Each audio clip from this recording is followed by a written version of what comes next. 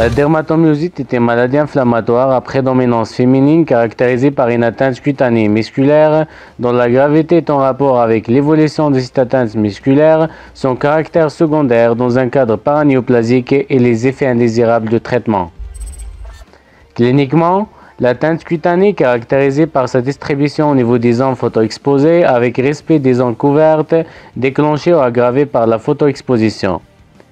Les lésions sont à type d'un érythème odémateux violacé des paupières, un érythème maculeux en bande du dos des mains et des lésions papuleuses en regard des articulations métacarpophalangiennes et interphalangiennes des papules de Gottron. Une atteinte inguinale douloureuse qu'on appelle signe de la manucure et un érythème des flagellés prenant un aspect en bande linéaire au niveau du tronc et des racines des membres. Et d'autres lésions non spécifiques moins fréquentes peuvent faire évoquer le diagnostic tel qu'une érythrodermie et l'hypoatrophie ou une mycénose en plaques. L'atteinte musculaire douloureuse et invalidante prédomine au niveau des muscles des ceintures, mais elle peut toucher les muscles respiratoires et mettre en jeu le pronostic vital.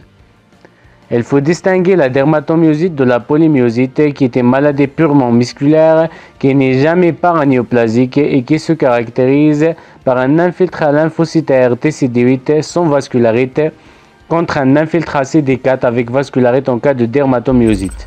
Sur le plan paraclinique, on demande le dosage des enzymes musculaires qui peuvent être élevés, notamment les CPK, LDH, les aldolases, les transaminases. Un ENMG à la recherche d'un syndrome myogène, l'IRM a un intérêt pour la mise en évidence d'une atteinte musculaire cliniquement absente, guider la biopsie musculaire et la réalisation de l'ENMG. Et l'étude histologique après une biopsie musculaire réalisée généralement au niveau des triceps ou bien du quadriceps.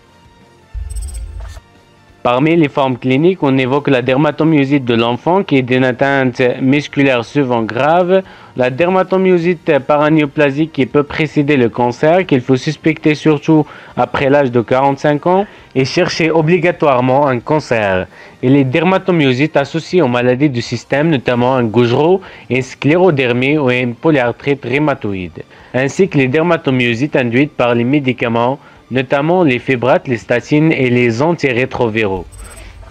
Le traitement repose sur une corticothérapie générale à forte dose prolongée selon l'évolution de la maladie, les immunosuppresseurs, les immunoglobulines, les antipalodiens de synthèse peuvent être utilisés.